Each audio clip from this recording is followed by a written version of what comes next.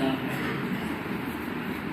ہر شخص پر ذمہ داری ہے کہ وہ اپنے احکام کو خود انجام دے، سوائے 3 جگہ کی، یعنی کوئی کسی دوسرے کی ذمہ داری کو نہیں اٹھا سکتا۔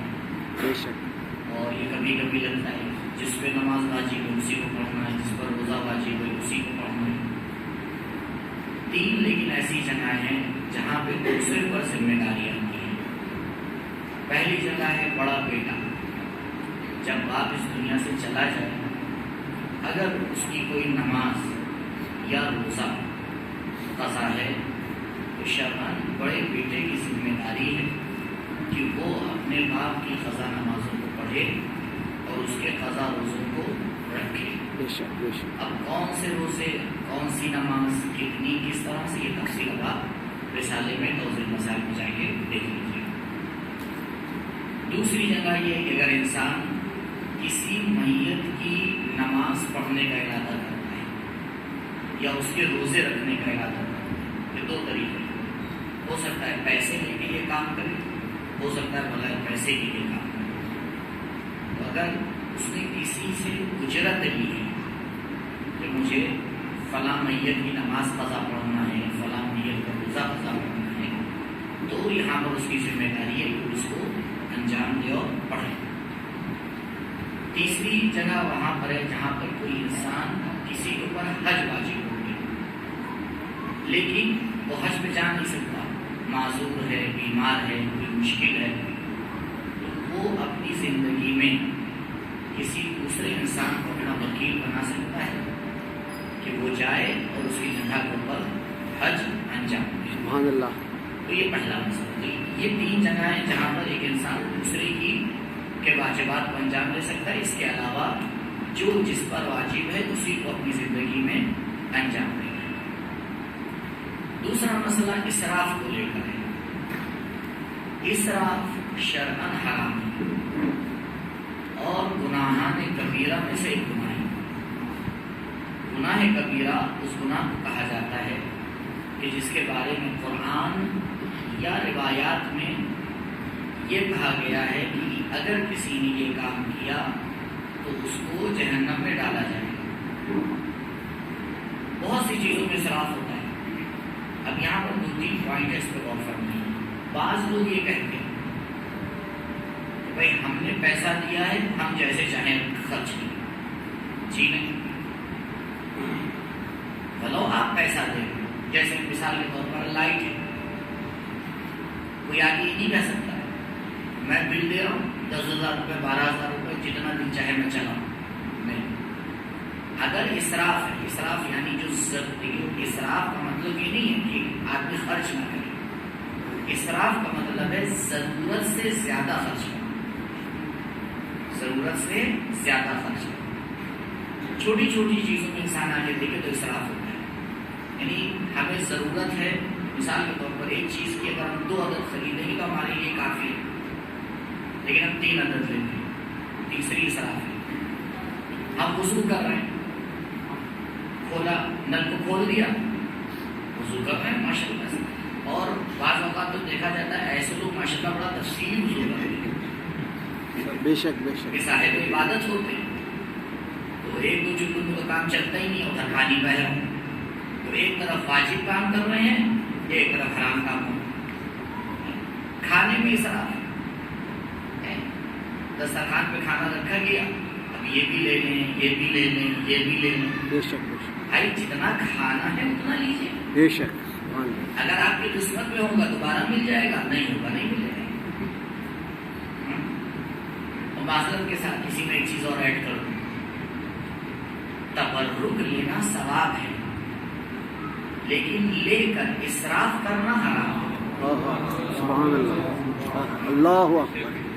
جب تبرک ملنا ہے تو تبرک کے بہانے آپ کو اجازت نہیں ہے جتنا بٹور لیا، اور وہ گھر پہ خراب ہو رہا ہے، وہ گھر پہ خدا نخواستہ کرے تو اور زیادہ مشکل ہے، اتنا لیجیے جتنا کھا پائیے۔ کیوں؟ کیونکہ تبرک کا ایک لقمہ بھی تبرک ہے، اور پورا بھی کھا لیں گے تب بھی تبرک ہے۔ یہ اسراف کے جو مورد ہیں اس پہ غور فرمائیں، بہت اہم، سوائے ایک چیز روایت لا صرف، عجیب، جہاں پہ کہا گیا اسراف نہیں ہے وہاں نہیں کرتے، روایت ہے نبی فرماتے ہیں لا صرف فی الخیر، نیک کام میں اسراف نہیں ہونا۔ سبحان اللہ۔ اب مثال کے طور پر آپ کو اب یہاں پروگرام ہو رہا ہے، کچھ بھی ہو رہا ہے، ڈونیشن دینا ہے، اب بہت حساب کتاب لگایا جاتا ہے، 1000 سے 1100 نہیں ہونے پائے گا۔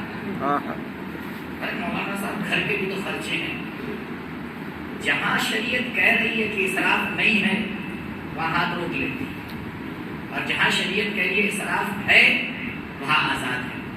تو جب ہم گڑبڑ کریں گے تو زندگی میں بھی گڑبڑ ہوگی، اور پھر آگے کہتے ہیں کہ پتہ نہیں کیا ہو گیا مولانا صاحب، زندگی میں برکت نہیں ہے۔ ہم اور آپ شریعت کی پابندی کریں، پھر دیکھیں پروردگار کیسے ہماری زندگی میں برکت دیتا ہے۔ سبحان اللہ۔ انشاءاللہ کی پروردگار ہمیں توفیق دے، اپنے آپ کو اسراف سے بچائیں اور نیک کاموں میں بڑھ چڑھ کر حصہ لیں۔ درود پڑھیں پر محمد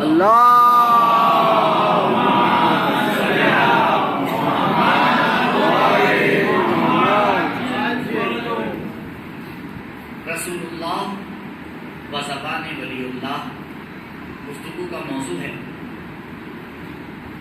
مولا کے نہج البلاغہ میں خطبہ نمبر 196 جس میں مولا نے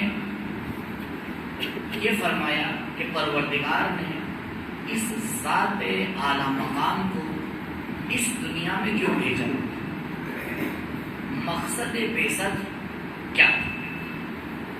کل تک جو مقصد تھا وہ آپ کی خدمت میں عرض کر چکا، آج جو نبی مولا فرما رہے ہیں فَبَعَثَ اللَّهُ، پروردگار نے نبی کو بھیجا لِيُخْرِجَ عِبَادَهُ مِنْ طَاعَةٍ مِنْ عِبَادَةِ الْأَوْثَانِ إِلَى عِبَادَتِهِ، تاکہ لوگوں کو باہر نکالیں بتوں کی عبادت سے خدا کی عبادت کی طرف،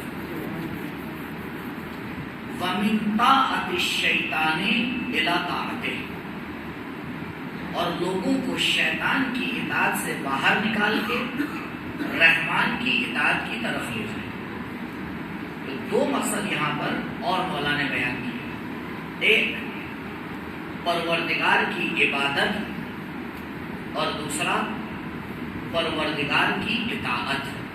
سبحان اللہ۔ جب حق اور باطل کا مسئلہ آپ کے سامنے پیش کر رہا تھا تو عرض کیا تھا کہ حق اور باطل کے درمیان کوئی تیسرا راستہ نہیں ہے۔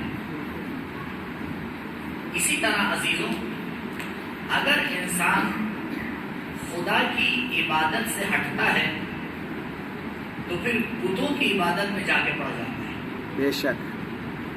اور اگر خدا کی اطاعت سے منہ پھیرتا ہے تو شیطان کی عبادت میں جا کے پڑ جاتا ہے۔ تو انسان کو اپنی زندگی میں اس مسئلے کے اوپر بہت غور کرنا چاہیے، اور اب اسی کے سائے میں، کیونکہ یہیں سے دین کی شروعات ہوتی ہے، نبی کریم محمد مصطفیٰ صلی اللہ علیہ وسلم،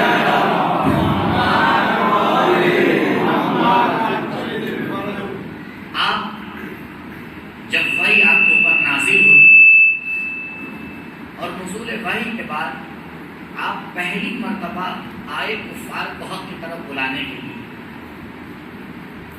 تو آپ نے لوگوں کو جمع کر کے ایک سوال کیا، اے مکے کے رہنے والوں، اگر میں تم سے یہ کہوں کہ اس پہاڑ کے پیچھے ایک لشکر چھپا ہوا ہے اور وہ تمہارے اوپر حملہ کرنے والا ہے، تو تم میری بات کو مانو گے یا نہیں؟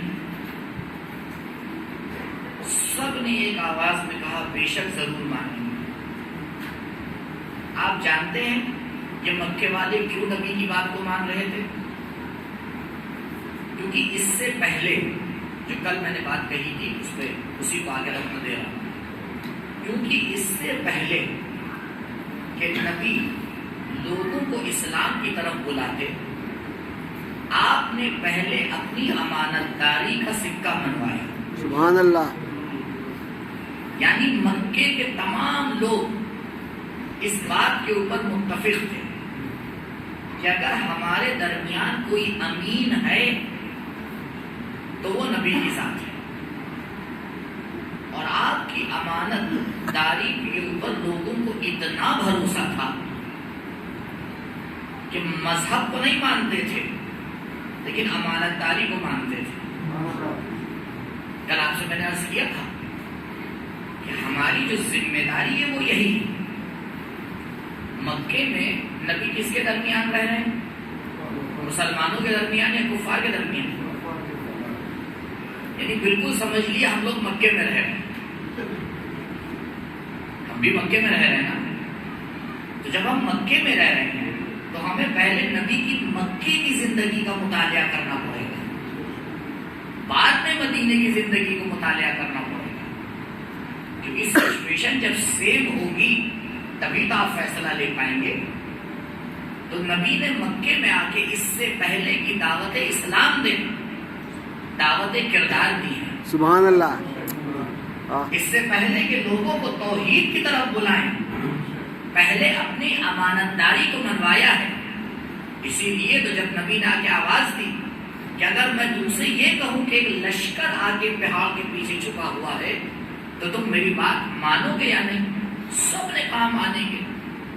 کہ اگر میری یہ بات مانو گے تو میں تم سے ایک بات اور کہہ رہا ہوں، وہ یہ ہے کہ اے لوگوں، ایسے خدا کے اوپر ایمان لے آؤ جو ہم سب کا بنانے والا ہے. سبحان اللہ. آپ سوچیں ان لوگوں نے گواہی دی تھی یا نہیں دی تھی؟ اور وہاں سب نے وعدہ کیا کہ مانیں گے. یعنی جب بات زندگی پہ آ کے پھنسی، جب جنگ کا مسئلہ آیا تو سب ماننے کے لیے تیار ہو گئے. لیکن جیسے ہی توحید کا مسئلہ آیا تو عزیزوں، انسان کی ناقص عقل یہی ہوتی ہے، جہاں فائدہ ہوتا ہے مان لیتا ہے، جہاں ظاہری نقصان لگتا ہے چھوڑ دیتا ہے، پھر اپنے آپ کو عقل مند بھی کہتا ہے. درود پڑھیں پر محمد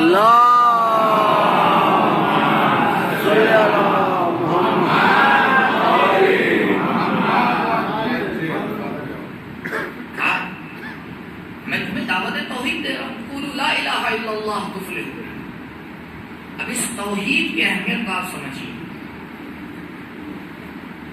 علامہ طباطبائی علیہ رحمہ کا کہنا ہے کہ انسان کی ہر مشکل کی جڑ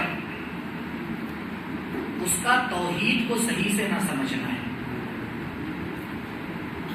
اور اس کی ہر مشکل سے رہائی توحید پر عمل کرنا ہے. اگر آپ یقین نہ کریں تو سورہ مبارکہ یوسف آج جا کے دیکھیے گا انشاءاللہ. آیت نمبر 105 سے آیت نمبر 111 تک 4-5 چھوٹی چھوٹی سی آیتیں. اس میں پروردگار اپنے نبی کو مخاطب بناتا ہے، کہتا ہے اے نبی، آپ جتنی بھی کوشش کر لیجئے ان میں سے اکثر لوگ ایمان نہیں لے کے آئیں گے. کیوں؟ کیونکہ اکثر انسان اپنے جذبات پہ پہلے چلتا ہے، عقل پہ بعد میں چلتا ہے. جب عقل اور جذبات کی جنگ ہوتی ہے تو جذبات کے اوپر زیادہ عمل کرتا ہے، عقل کے اوپر کم عمل کرتا ہے. دیکھیے بہرحال ابھی ایک صاحب نے آ کے ایک بات مجھ سے کہی، میں ان سے معذرت چاہتا ہوں، وہ اپنی طرف نہ لے جائیں بات کو، لیکن کیونکہ مثال بڑی پیاری ہے اس لیے دینا ضروری ہے.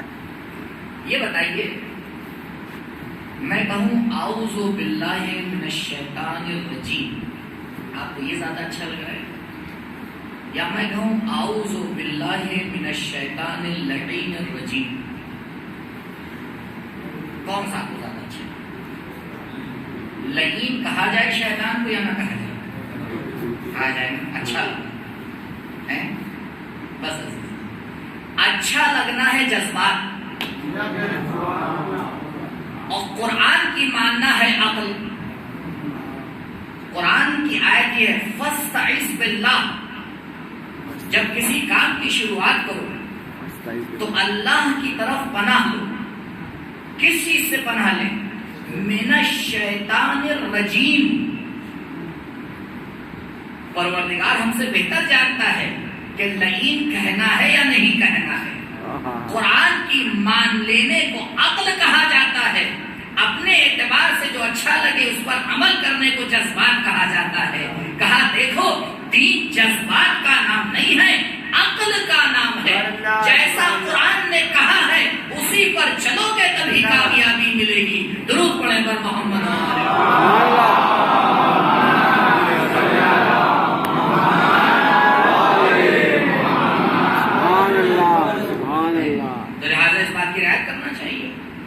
قرآن جانتا ہے کہ کیسے کہنا ہے۔ جو لفظ ایک کلمہ نہ آپ قرآن میں بڑھا سکتے نہ گڑھا سکتے، ہو ہی نہیں سکتا۔ جیسے کہہ دیا ہے ویسے ہی کہنا ہے، جیسے بیان کر دیا۔ اب سورہ مبارکہ یوسف، پروردگار کہتا ہے اے نبی اکثر لوگ ایمان نہیں لائیں گے، آپ محنت کر رہے ہیں، آپ اپنی ذمہ داری انجام دے رہے ہیں، لیکن اکثر ایمان نہیں لائیں گے۔ تو مومنوں کی تعداد زیادہ ہوگی یا کم ہوگی؟ اگلی آیت اور زیادہ خطر تو کہتی اے نبی جو کم مومنوں کی تعداد ہے اس میں سے بھی اکثر مشرک ہیں۔ یعنی قرآن نے 3 کیٹیگری بنائی۔ ایک اکثریت 80-90% کا یہ تو مشرک ہیں، کو چھوڑ دیجیے، بچے 10-15%، کہا یہ ہے مومن، لیکن مومن میں ہو گئے کافر، ہو گئے کافر۔ کہا مومنین میں بھی اکثر مشرک ہیں۔ اب مجھے عزیزوں یہ بتائیے کہ ایمان اور شرک ایک جگہ جمع ہو سکتا ہے؟ نہیں ہو سکتا۔ اگر کوئی انسان مومن ہے تو مشرک نہیں، اور اگر کوئی مشرک ہے تو مومن نہیں۔ یہ قانون تو ہم آپ سب جانتے ہیں کہ قرآن کیا کہہ رہا ہے، پھر قرآن کیسے مومن کو مشرک بتا رہا ہے؟ اللہ اکبر، غور فرمائیے۔ کہا نہیں، غور کرو۔ ایمان کی 2 قسمیں ہیں، ایک ایمان ہوتا ہے زبانی اور ایک ایمان ہوتا ہے ایمان حقیقی۔ صلوات پڑھیں۔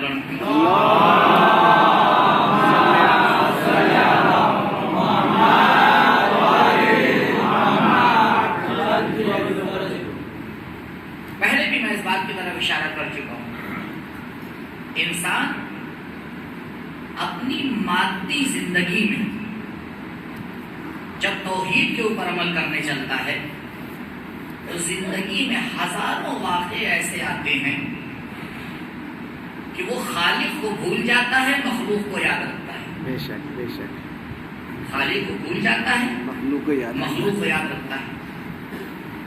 پروردگار اسی چیز کی طرف اشارہ کر رہا ہے۔ کہا دیکھو یہاں پر توحید خطرے میں آ جاتی ہے۔ کیوں؟ کیونکہ ایک شرک ہے، روشن شرک۔ ایک انسان آئے اور بالکل روشن طریقے سے آگے اس بات کو کہہ دے کہ نہیں میں خدا کا شریک مانتا ہوں۔ یہ ضروری نہیں ہے انسان ہمیشہ روشن طریقے سے کسی کو خدا کا شریک بنائے۔ کبھی اپنی عملی زندگی میں بھی دوسروں کو خدا کا شریک بنا دیتا ہے، اور جیسے ہی کسی کو دوسرے خدا کا شریک بنایا یہ چھپے ہوئے شرک میں دوچار ہو جاتا ہے۔ کہا یہ شرک خفی ہے۔ اسی لیے تو مولا نے فرمایا کہ شرک کا سمجھنا ایسے ہے کہ جیسے اندھیری رات ہو اور اس میں ایک کالے پتھر کے اوپر ایک کالا چوٹا چل رہا ہو اور ہم اسے دیکھ کے سمجھ جائیں کہ ہاں یہاں کیا مشکل ہے۔ توحید بنیاد ہے پورے اسلام کی۔ اسلام کا کوئی بھی عمل اگر توحید سے آگے ٹکرا گیا چاہے وہ دیکھنے میں کتنا ہی خوبصورت کیوں نہ ہو، کہا دیکھو ظاہری خوبصورتی نہیں دیکھی جائے گی، توحید پروردگار کو دیکھا جائے گا۔ اسی لیے تو جب ہمارے مجتہدین آگے فتویٰ دیتے ہیں کہ غیر خدا کے لیے سجدہ جائز نہیں ہے، کہا دیکھو سجدہ مخصوص ہے پروردگار متعال سے۔ سبحان اللہ۔ بعض ہمارے جوان جذباتی، ان جذبات کا علاج تو بڑا مشکل ہے۔ تو مولانا یہ کیسے ہو سکتا ہے؟ عزیزوں، میں نے آپ کی خدمت میں عرض کیا کہ خطبہ نمبر 70 نہج البلاغہ کا انشاءاللہ اگر وقت ہوگا آپ کی خدمت میں بیان کروں گا، جہاں پہ مولا نے نبی کی 24 صفتوں کو بیان کیا ہے۔ اس 24 صفتوں میں جو پہلی سب سے اہم صفت ہے وہ کیا ہے؟ اب دکھ۔ پروردگار تیرے نبی کی سب سے بڑی صفت یہ ہے کہ وہ تیرا بندہ ہے۔ سبحان اللہ۔ کیونکہ تیرا بندہ ہے لہذا پروردگار نے ہر صفت نبی کو آگے عطا کر دی۔ کہا دیکھو جتنا عبودیت میں تم اوپر چلتے چلے جاؤ گے میں اپنی صفات تمہیں عطا کرتا چلا جاؤں گا۔ تم اچھا بندہ بن کے دکھاؤ، پروردگار تو معبود ہے ہی، وہ خود جانتا ہے کہ تمہارے ساتھ کیسا معاملہ کرنا ہے۔ درود پڑھیں پر محمد۔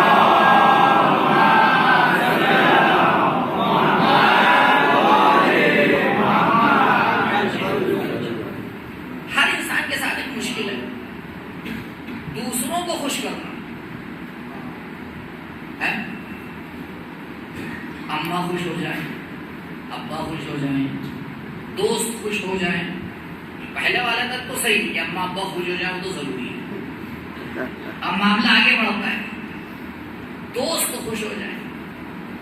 اب میں دوست بھی رک جاؤں آگے نہ بولوں تو زیادہ بہتر ہے، کیونکہ آج کل تو طرح طرح کے دوست ہوتے ہیں، نام موبائل میں کچھ لکھا ہوتا ہے پیچھے کچھ اور ہوتا ہے۔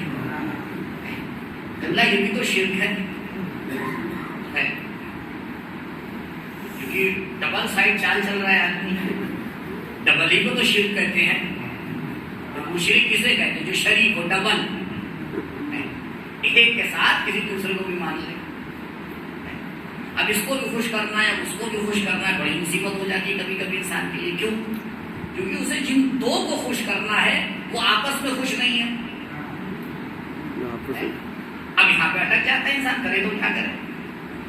ان پر یس بولے تو ادھر نو کرنا پڑے گا، اور ادھر یس بولے تو ادھر نو کرنا پڑے گا، تو دونوں کو تو لے کے چل نہیں سکتے۔ معاملہ اور بڑھ جاتا ہے، کوئی تیسرا بھی ایڈ ہو جائے، ان کا تیسرا مزاج ہے، کوئی چوتھے زندگی میں ایڈ ہو گئے، ان کا چوتھا مزاج ہے۔ اب یہ انسان کی پریشانیاں بڑھتی سے بڑھتی چلی جا رہی ہیں۔ اب بیچارہ یہ نہیں سمجھ پا رہا ہے کہ کسے خوش رکھوں اور کس سے پیر باندھوں۔ عزیزوں علاج توحید ہے، علاج توحید ہے۔ کہ انسان تو پوری اپنی زندگی صرف کر دے، ہر ایک کو خوش نہیں کر سکتا۔ کیوں؟ کیونکہ شیطان اور رحمان میں تو کبھی دوستی ہو ہی نہیں سکتی۔ سبحان اللہ۔ تو تو یہ چاہے کہ یہاں بھی صحیح ہو جائیں اور وہاں بھی کوئی برا نہ کہے، یہ کیسے ہو سکتا ہے؟ مضمون حدیث کا آپ کے سامنے پیش کر رہا ہوں۔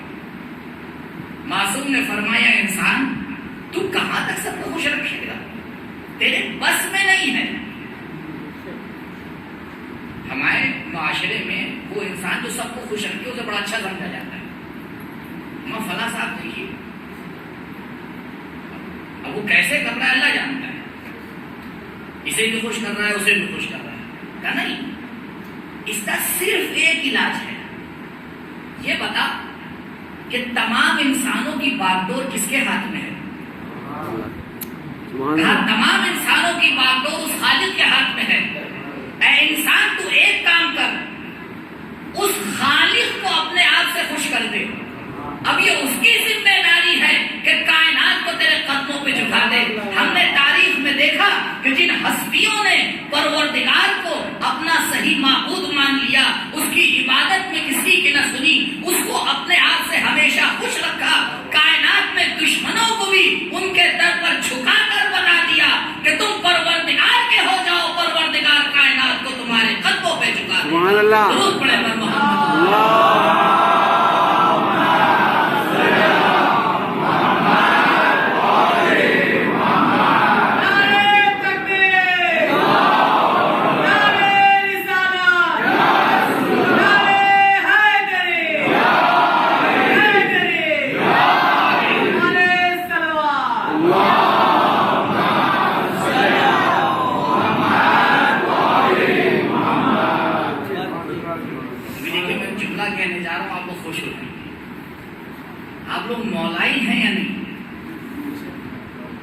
ہے सलवात पढ़िए तो पता चल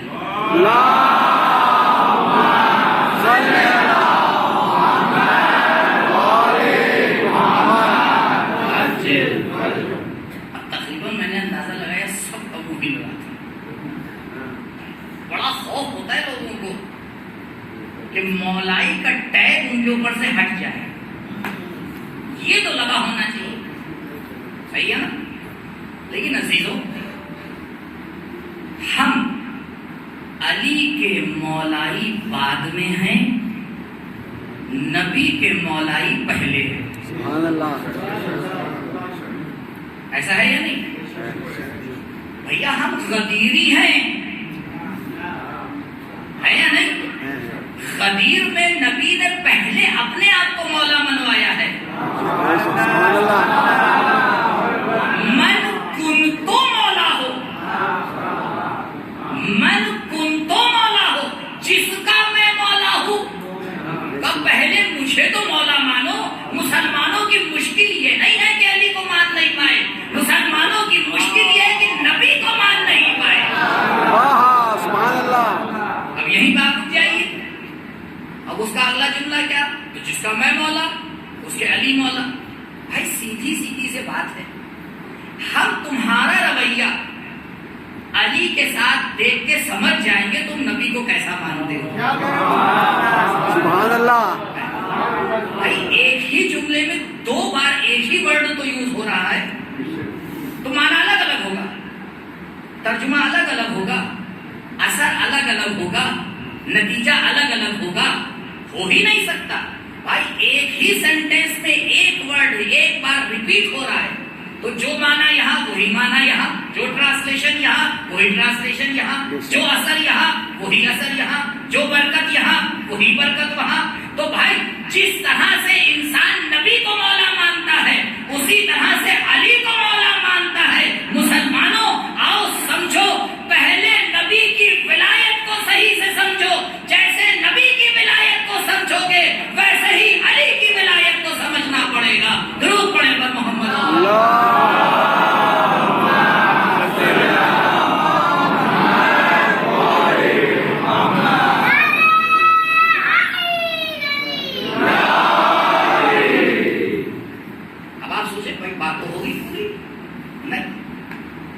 अभी बात कहाँ पूरी हो गई? आइए चलें आए विलायत की तरफ। इन्नमा वलियुकुमुल्लाह व रसूलुहु वल्लज़ीना आमनू। एक बार यूं जाते हैं, एक बार वापस आते हैं। अभी वापस आ रहे हैं ना, पीछे से चल रहे हैं। देखो, जिसको अली का मौला होना कबूल है उसके लिए जरूरी है कि वो नबी को मौला माने, और जो नबी को मौला मानता है उसके लिए जरूरी है कि वो पहले अल्लाह को मौला माने। क्यों? इन्नमा वलियुकुमुल्लाह, परवरदिगार बिल्कुल सरीह ऐलान कर रहा है कि देखो अल्लाह तुम्हारा वली है।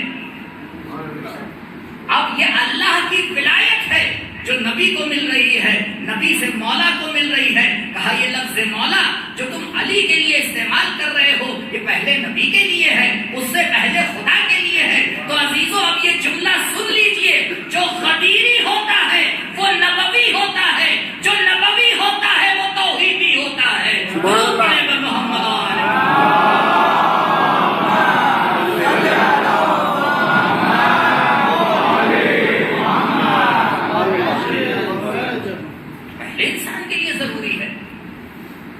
विलायत अल्लाह से शुरू होती है, तौहीद अल्लाह से शुरू होती है।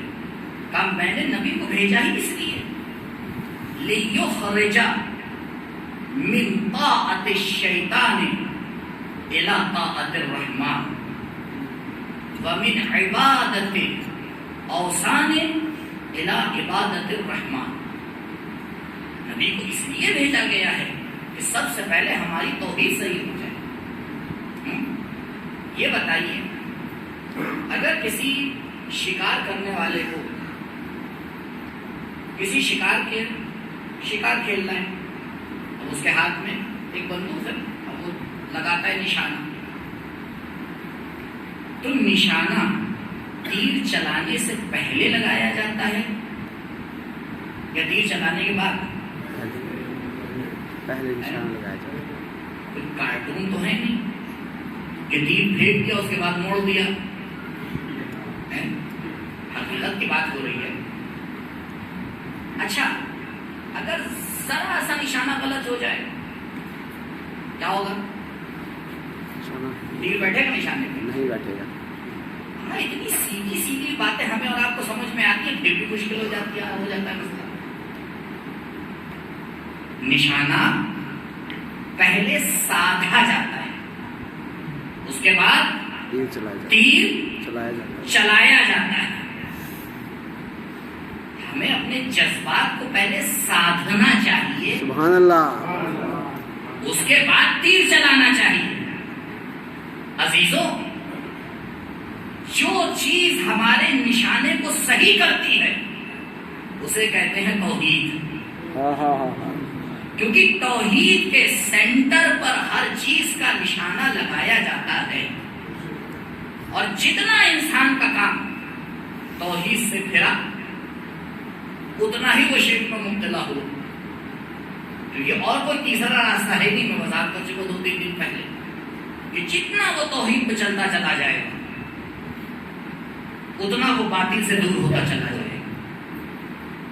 اسلام پورا اس کا وجود ٹکا ہوا ہے توحید کے اوپر، اور توحید سے ہی نتیجہ نکلتا ہے انسان کے عمل کا. اور کل اسی میں 2-4 باتیں ہوں گی اعتراض کی، وہ انشاءاللہ کل وضاحت کروں گا. اور اسی سے پھر نتیجہ نکلتا ہے اخلاق کا، اور جو آج مجھے آپ کے سامنے پیش کرنا. عزیزوں، توحید یعنی اصول دین، اور اس کے بعد فروع دین، اور اس کے بعد اخلاق. کل میں نے آپ کے سامنے اشارہ کیا اور آج بھی اشارہ کیا کہ کردار بہت اہم چیز ہے، کہ کردار پھل ہے. بازاروں میں پیڑ نہیں لے جائے جاتے، پھل بیچے جاتے ہیں. سبحان اللہ. یہ ہمارا کردار درخت اسلام کا پھل ہے.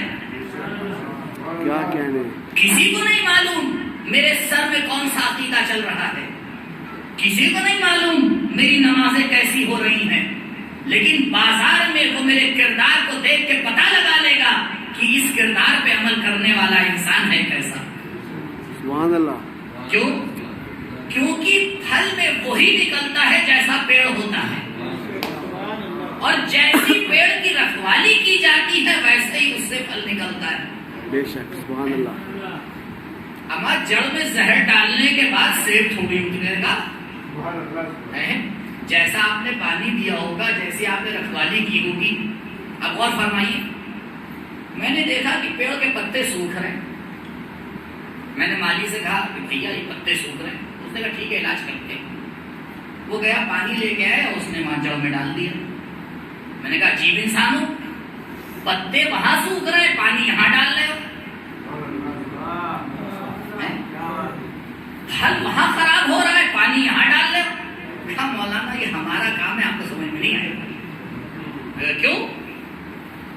کہا پھل اور پتوں کا علاج جڑ سے ہوتا ہے. سبحان اللہ. واہ. میں کہا کسان کو یہ بات سمجھ میں آ گئی، انسان کو یہ بات سمجھ میں نہ آئی. وہ یہ سمجھ گیا کہ اگر کردار سنوارنا ہے، کردار پھل کی طرح ہے، تو پہلے جڑ کو صحیح کرنا پڑے گا.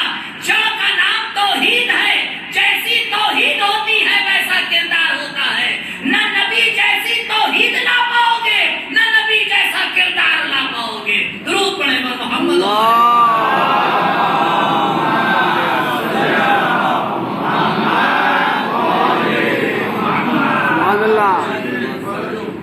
انسان کی اصول دین ٹکے ہوئے توحید کے اوپر، اور عمل اس کا ٹکا ہوا ہے اصول دین کے اوپر. جیسا انسان کا عقیدہ ہے، تو آج کل تو ہندوستان میں سبھی سڑک کو اترنے لگے. یہ بھی عجیب بات ہے. سیکھتے ہیں ہم سے اور ہمارے خلاف چال چلتے ہیں. سڑک پہ اتر کے بتانا حق اور باطل ہم نے سکھایا. اب آپ چل رہے ہیں سڑک پہ تو طرح طرح کی چیزیں نکل رہی ہیں. کیا آپ سب کے سامنے رک جاتے ہیں؟ کیا آپ اپنی کار کو ہر جگہ بریک دے دیتے ہیں؟ اگر علم مبارک جا رہا ہے تو آپ کیا کریں گے؟ آپ رکیں گے، تعظیم کریں گے، بوسہ دیں گے. اور کوئی دوسری چیز ہے تو نہیں رکیں گے. میں کہوں گا یہ کون سی بات ہوگی بھائی؟ آپ ایک سیکولر ملک میں رہ رہے ہیں. ہندوستان میں سیکولرزم کا ایک الگ معنی ہے تو جی، کیونکہ جو سیکولرزم کا اصل معنی ہے وہ ہے بے دینی، لیکن ہندوستان میں اس کا معنی ہے ہر دین کا احترام. ہندوستان کے قانون میں جا کے دیکھ لیجیے یہی ہے. اور کوئی اصل قانون ہی کو نہ جانتا ہو تو بھی اللہ ہی جانتا ہے کہ اس کا کیا کرنا ہے. یہ کون سی بات ہوئی آپ نے؟ یہاں تو احترام کیا، وہاں نہیں کیا. احترام ہے عمل. بات سیدھی سی ہے، میرا اس کے اوپر عقیدہ ہے، اس کے اوپر عقیدہ نہیں ہے. یعنی انسان کا عمل نتیجہ ہے اس کے عقیدے کا. جیسا عقیدہ بنتا ہے ویسا عمل ہوتا ہے.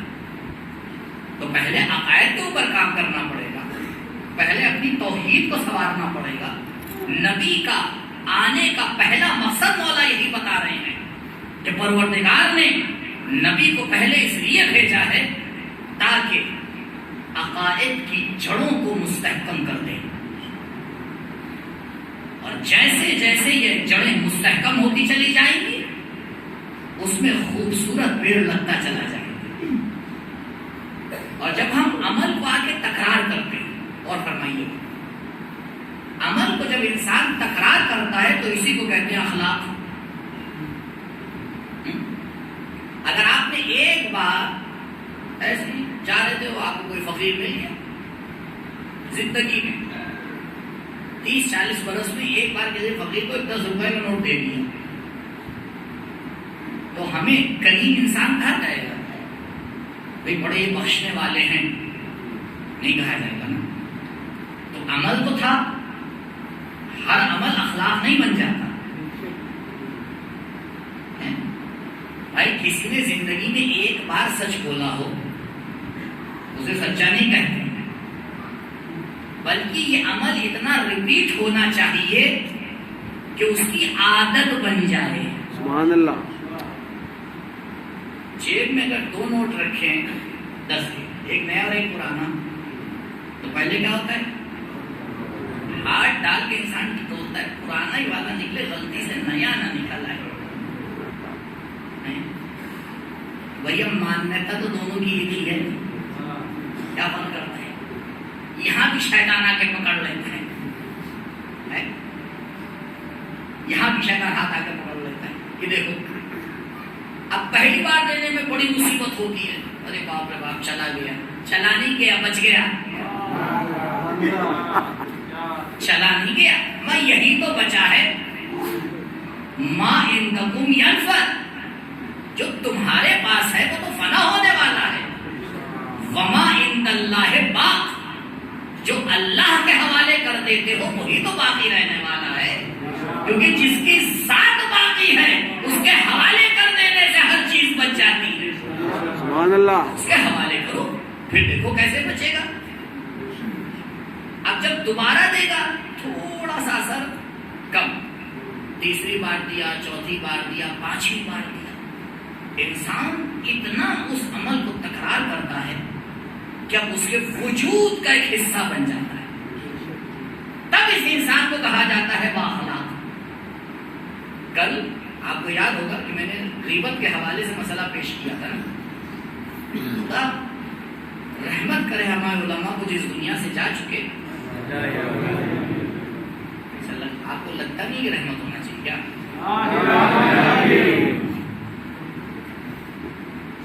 اور حفاظت کرے ان کی جو زندہ ہے. خنینی علیہ الرحمہ کے بارے میں ان کے بیٹے نے واقعہ نقل کیا ہے کہ ایک دن میں نے دیکھا کہ ان کی طبیعت تھوڑا خراب ہے. میں نے پوچھا کیا ہوا؟ یہ عام انسان نہیں سمجھ پاتا. کہا کیوں طبیعت خراب ہوئی, کیا بات ہوگی؟ کہا کل میں کچھ لوگوں کے ساتھ بیٹھا تھا, انہی نے آپس میں کسی کی غیبت کی. میں فوراً اٹھ گیا, لیکن وہ جملے میرے کان میں پڑے جنہی نے مجھے بیمار کر دیا. عزیزوں, کتنا فرق ہے دو انسانوں میں. ایک کی زندگی بغیر اس کے پوری نہیں ہوتی, اور ایک اگر سن لیتا ہے تو بیمار ہو جاتا ہے. کس طرح اس نے اپنی تربیت کی ہے, سوچنا چاہیے انسان کو. اگر پورے اسلام کے عملی میدان کا خلاصہ کیا جائے, اور اگر یہ نتیجہ اب تک میں پہنچا پایا تو کم سے کم آج کی بات پوری ہے. اسلام کے عملی میدان, کیونکہ اسلام کے دو میدان ہیں, ایک نظری میدان ہے, ایک عملی میدان ہے. ایک ماننے والا ہے, ایک کرنے والا ہے. اور یہ کرنے والا ماننے والے پہ ٹکا ہوا ہے, کیونکہ انسان جیسا مانتا ہے ویسا ہی کرتا ہے. اس لیے جو ہم مانتے ہیں اسے سیٹ رکھیے, کیونکہ جب ماننا سیٹ ہوگا تو کرنا بھی اچھی طریقے سے دھیرے دھیرے صحیح ہو جائے گا. یہ جو ادھر والا حصہ ہے کرنے والا ہے, اس پورے کا خلاصہ ہے کنٹرول. انسان اپنی زندگی میں ایک مسئلے کے اوپر کام کر لے اور سمجھ جائے, کنٹرول کر لے. شیطان یہی نہیں کرنے دیتا. اگر گاڑی میں بریک نہ ہو, زندگی خطرے میں ہے. ایکسیڈنٹ وہیں ہوتا ہے جہاں بریک, تو آنکھوں پہ بریک ہونا چاہیے, کان پہ بریک ہونا چاہیے, زبان پہ بریک ہونا چاہیے, ہاتھ پہ بریک ہونا چاہیے, پیروں پہ بریک ہونا چاہیے. جہاں چاہا چل دیے, جو چاہا کھا لیا. کہا نہیں, امام حسین علیہ السلام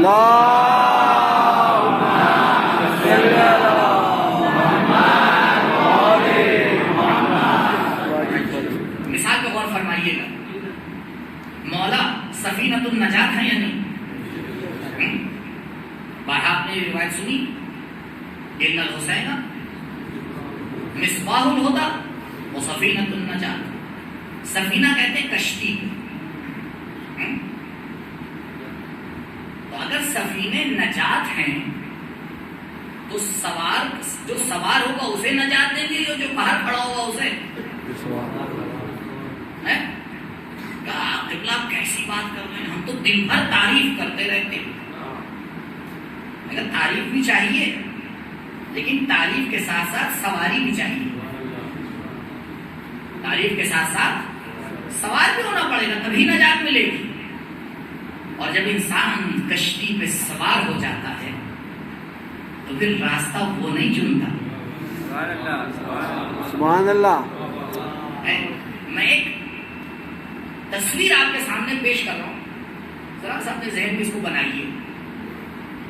دریا ہے, ایک کشتی کھڑی ہوئی ہے اس میں, جس میں 14 بادبان لگے ہوئے ہیں, اور اس میں 5 شخصیتیں الگ سے نظر آ رہی ہیں, جس پر ملائکہ کا سایہ ہے. کائنات کی اعلی ترین اشیاء سے اسے سجایا گیا ہے. اور میں ساحل پہ کھڑا ہوا ہوں, اور اس کشتی کو دیکھ کے میں اس کی تعریف کر رہا ہوں. کون انسان ہوگا ایسی کشتی کی تعریف نہیں کرے گا؟ میں کشتی کی تعریف کر ہی رہا تھا کہ کسی نے آگے اعلان کیا طوفان آ رہا ہے. لیکن میں اتنا تعریف میں مشغول تھا کہ میں سمجھ ہی نہیں پایا طوفان آ رہا ہے.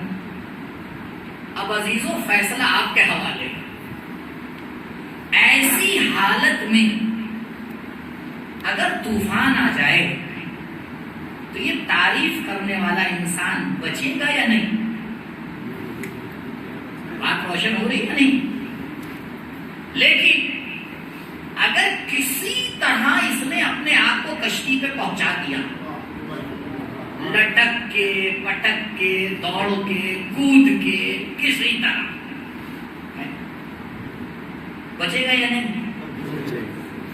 تو عزیزو مسئلہ یہی ہے، لیکن بڑا فرق ہے۔ کشتی پہ سوار ہونے سے پہلے راستے کا چننا اس کے اختیار میں تھا، کیا کہنا، سبحان اللہ۔ لیکن کشتی پہ سوار ہونے کے بعد راستہ چننا اس کے اختیار میں نہیں ہے۔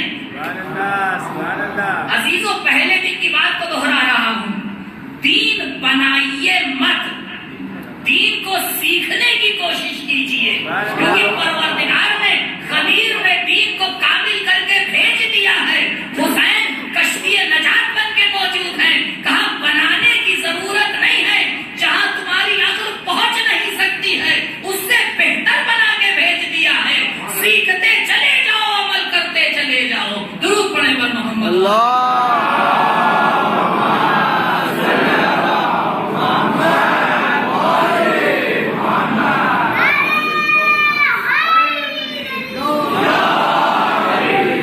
سبحان اللہ۔ اسی مثال میں آپ کو کنٹرول تک لانا ہے، ٹھیک ہے، کشتی میں پہنچ گئے، الحمدللہ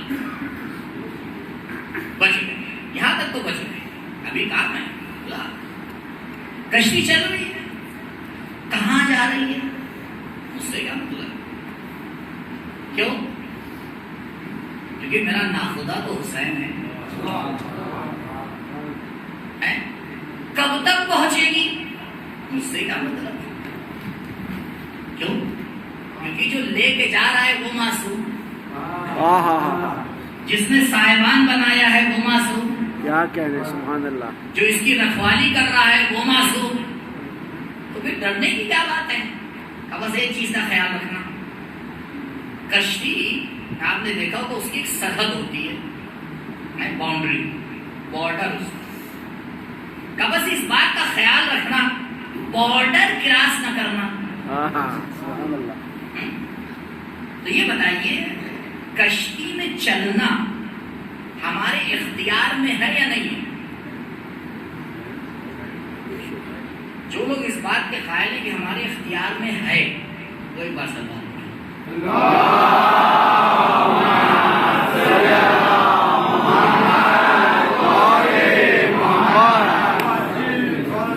یعنی ہمارے اختیار میں نہیں ہے، کہ شاید ہی کوئی قائل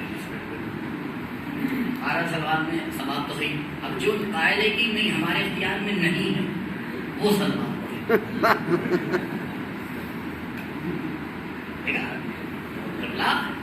ساتھ رہا کریے تاکہ مسائل حل ہو، کیونکہ یہ ممبر جذباتوں کو اچھالنے کے لیے نہیں بنائے، قوم کو صراط مستقیم پر روکنے کے لیے بنا ہے۔ تو حل کریے بھائی، کشتی پر جو ہے چلنے کا آپ کو اختیار ہے یا نہیں؟ مسئلہ یہی اٹکتا ہے، اختیار ہے بھی نہیں، دوسرے والے گروہ تو سلوات بھیج، کم سے کم سلوات تو بھیج دیجیے۔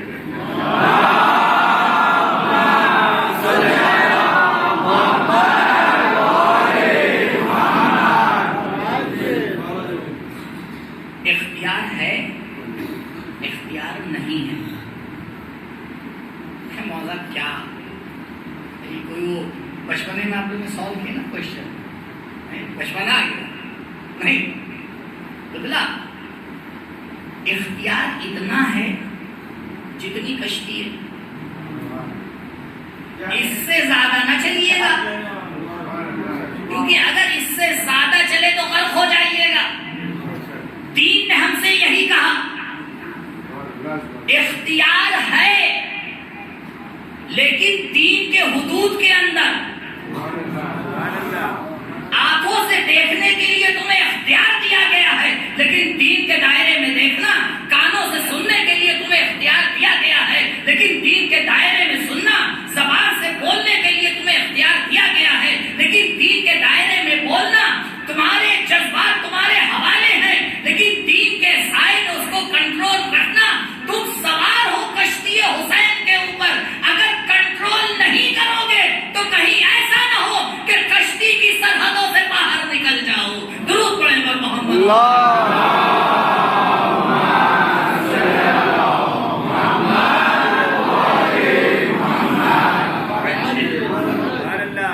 کنٹرول کرنا ضروری ہے.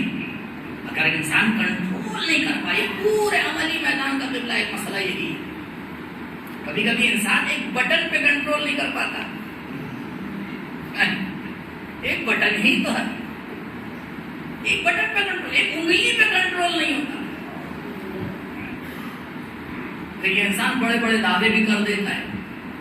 نہیں چیزوں, اسلام نے ان چیزوں کی تاکید کی ہے. نبی کو اسی لیے بھیجا گیا ہے, نبی کو اسی لیے بھیجا گیا ہے کہ ہمیں یہ سکھائیں کہ دیکھو کنٹرول کیسے ہوتا ہے. یہ بتائیے, یہ ہستیاں, مال دنیا ان کے پاس تھا یا نہیں تھا؟ کبھی دکھائی تاریخ میں کہ کوئی آیا ہو خالی ہاتھ گیا ہو؟ یہ ذہن سے نکال دیجیے کہ لوگ فقیر تھے. فقیر ہونا اور ہے, فقیروں کی طرح رہنا اور بے شک. سبحان اللہ. فقیر ہونا ایک مسئلہ ہے, لیکن فقیروں کی طرح رہنا ہے کنٹرول. اسی کو تو کنٹرول کہتے ہیں. یہ واقعہ تو میں پہلے بھی آپ کو سنا چکا ہوں. کسی نے آج میرے سامنے تعلیم کی قبلہ پہ ایک جوان ہے, آپ جانتے ہیں, اچھی خاصی عمر ہو گئی اس کی, اور آج تک اس نے نامحرم کو نہیں دیکھا. میں بڑی بڑا تعجب ہوں آج کے زمانے میں جہاں سارے مسائل جیب میں گھوم رہے ہوں. بے شک بے شک. میں نے کہا یہ ولی خدا کہاں سے خلق ہو گیا. ہمارے بھی دل میں شوق آیا کہ زیارت کریں. اتفاق سے جب ملنے گئے تو رات ہو چکی تھی. پہنچے, کہا کہاں ہے؟ عبداللہ یہ بیٹھے ہیں سامنے. اب ادھر اشارہ کروں تو کسی کو لے گا میں بیٹھا. جیسے میں نے دیکھا چشمہ لگایا قبلہ کالے رنگ کا. میں بھیا یہ رات میں کالا چشمہ کیوں لگایا؟ ارے معذرت میں آپ کو بتانا بھول گیا تھا. کیا ہو گیا؟ ارے مولانا صاحب یہ اندھے ہیں. سبحان اللہ. تو بھیا اگر اندھے نے کنٹرول کر لیا, اندھے کے بارے میں کنٹرول مانا ہی نہیں رکھتا ہے بھائی. کنٹرول وہاں مانا رکھتا ہے جہاں بینا آنکھیں ہوں. اسی لیے پروردگار نے انسان کو مجبور خلق نہیں کیا, کہا اختیار دے کے خلق کروں گا تاکہ تمہیں کنٹرول کرنے کی صلاحیت آئے. جو جتنا کنٹرول کرے گا وہ میرے نزدیک اتنا محبوب ہو جائے گا. سبحان اللہ.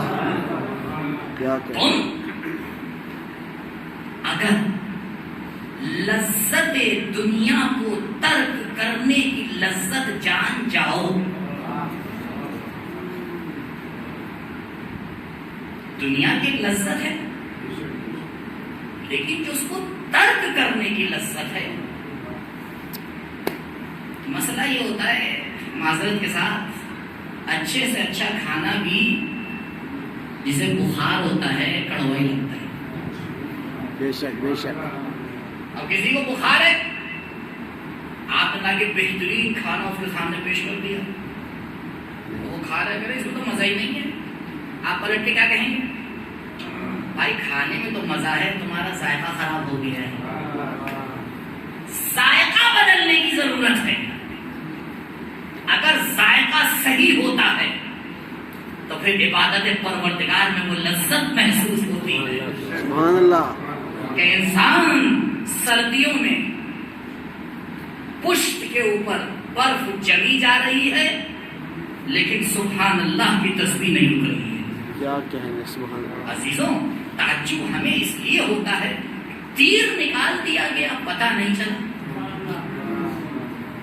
ذائقہ بدلنے کی کوشش کرو, ان لذتوں کو حاصل کرنے کی کوشش کرو جن لذتوں کو سکھانے کے لیے نبی کو بھیجا گیا.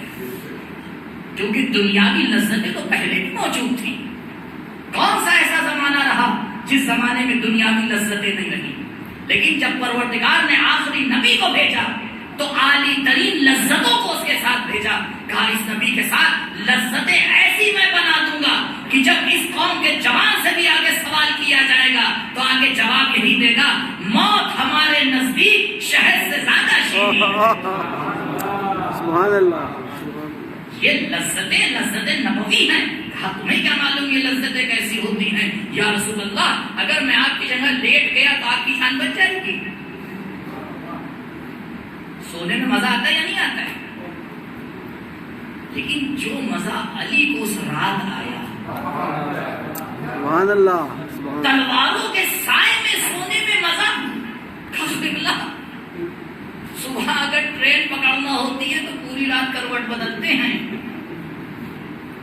بے شک. کبھی سکون سے سونا نہیں ملا. کیا مطلب؟ یعنی سونے میں سکون ہونا چاہیے. مولانا نے کہا ہمارے سونے میں تو اتنا سکون ہے اور خدا کو یہ سکون اتنا پسند آتا ہے کہ اپنی مرضی دے دیتا ہے. سارا مسئلہ یہیں پہ آگے ٹک جاتا ہے کہ پلٹائیں اپنے مسائل کو توحید کی طرف. انسان اپنی عملی زندگی میں جب تکرار کے ذریعے سے اخلاق پہ پہنچتا ہے تو اعلیٰ ترین مراتب پاتا ہے. اسی لیے تو کہا گیا اِنَّكَ لَعَلَىٰ خُلُقٍ عَظِيمٍ. اے میرے نبی ہم نے آپ کو اخلاق اور کردار کے عالی ترین رتبے کے اوپر فائز کیا. کوئی شخص آیا مولا سے سوال کیا کہ نبی کے اخلاق کو گنائیے. گنائی کیا کیا ان کا اخلاق تھا، کیا کیا ان کا کردار تھا. کہ شخص یہ بتا مادی دنیا میں اور مانوی نعمتوں میں کوئی مقایسہ ہے؟ نہیں. کا قرآن مادی نعمتوں کے بارے میں کہہ رہا ہے ان تعدوا نعمت اللہ لا تحصوها. اگر تم ہماری مادی نعمتوں کو شمار کرنا چاہو تو ہم اس کو نہیں گن سکتے. جو کیا ہے متاع الدنیا قلیل، جو قلیل ہے اس کے بارے میں قرآن کہہ رہا ہے کہ تم گن نہیں سکتے. تو جس کا اخلاق عظیم ہو اسے تم کہاں سے گن پاؤ گے؟ تم مجھ سے کہہ رہے ہو کہ میں نبی کا اخلاق تمہیں بتاؤں. نبی کا اخلاق تو دور ہے، تم ابھی دنیا کی قلیل متاع کو گننے کی صلاحیت نہیں رکھتے ہو. نبی کے اخلاق کو کہاں سے سمجھ پاؤ گے؟ بس یہ سمجھ لینا جہاں انسان کا دائرے فکر جا کے دم توڑ دیتا ہے وہاں سے نبی کی سرحدیں شروع ہوا کرتی ہیں. درود پڑھیں محمد.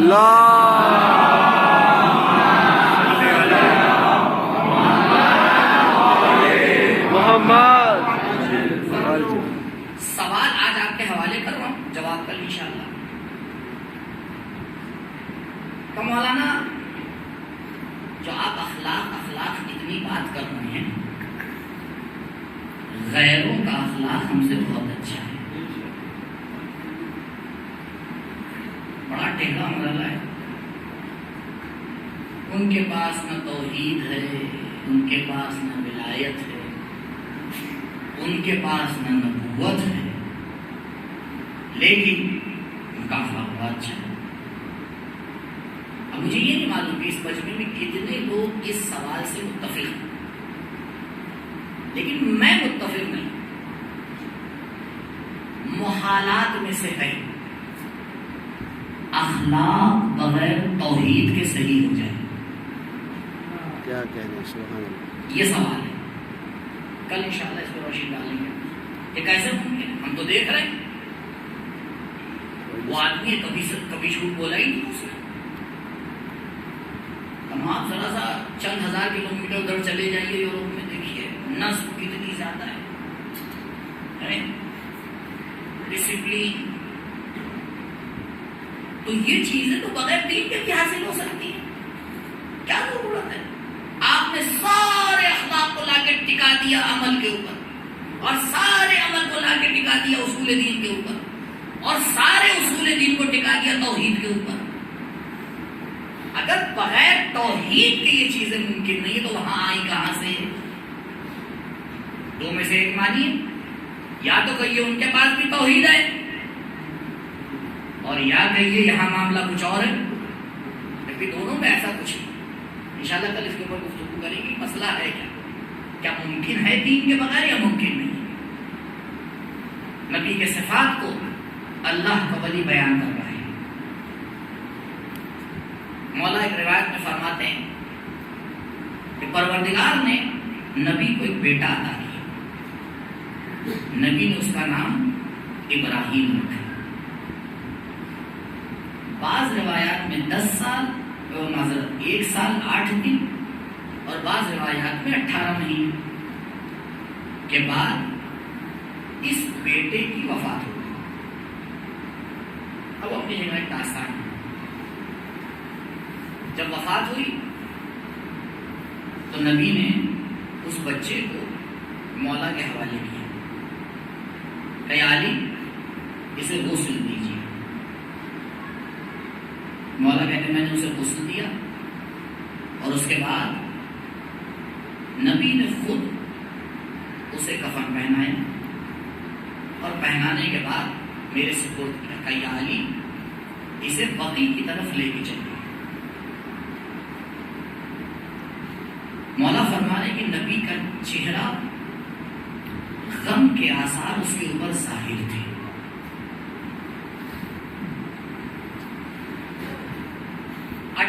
مہینے کا بچہ علی لے کے جا رہے ہیں. بقیع میں پہنچے. پہنچنے کے بعد نبی نے کہا یا علی آپ قبر میں اتریے، میں بچے کو آپ کے حوالے. مولا قبر میں اترے. نبی نے جب بچے کو علی کے حوالے کیا تو روایت کا جملہ ہے نبی کی آنکھوں سے اشک جاری ہوئے.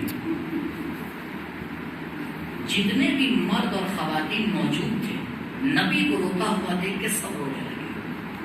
مولا فرماتے یہ پہلا دن تھا جس دن میں نے مردوں کی آواز خواتین سے بلند دیکھی. نبی رو رہے ہیں، نبی کے ساتھ ساتھ مسلمان ہو رہے ہیں. کس بات پہ رو رہے مسلمانوں؟ کا نبی کا 18 مہینے کا بچہ اس دنیا سے چلا گیا. لیکن میں ہاتھ جوڑ کے ایک بار سوال کروں یا رسول اللہ آپ کا ابراہیم پیاسا نہ تھا؟ یا رسول اللہ آپ کے ابراہیم کے گلے پر تیر نہیں لگا تھا؟ عزیزوں، نبی جیسا انسان جو صبر کی مکمل مثال ہو، وہ اگر رو دے تو بھی سوچئے حسین کی حالت کربلا میں کیا ہوئی. اسی لیے مقتل میں کہیں نہ ملا کہ حسین کسی جنازے کو لائے ہو اور زہرا کے لال کے قدم لڑکھڑائے. علی اکبر کا لاشا لائے، بچوں کو شاید بلایا لیکن قدم نہیں لڑکھڑائے. عباس کے بازو لے کے آئے ہیں، مولا کے قدم نہیں لڑکھڑائے. لیکن نہ جانے اس ننھی سی لاش میں کتنا وزن تھا کہ مقتل لکھتا ہے حسین جنازے علی اصغر کو ہاتھوں پہ لیے ہوئے ہیں، کبھی آگے بڑھتے ہیں انا للہ و انا الیہ راجعون رزق بقضائہ و تسلیم تمہارا قدم پیچھے ہٹا لیتے ہیں. یا رسول اللہ آئیے آپ ہی کا نواسا ہے. ارے ابراہیم کو علی کے حوالے کر دیا تھا، آج ایک دوسرا علی حسین کے حوالے ہے. شاید مولا نے نجف کا رخ کیا ہو. بابا علی مرتضیٰ ابراہیم کا جنازہ سنبھالنا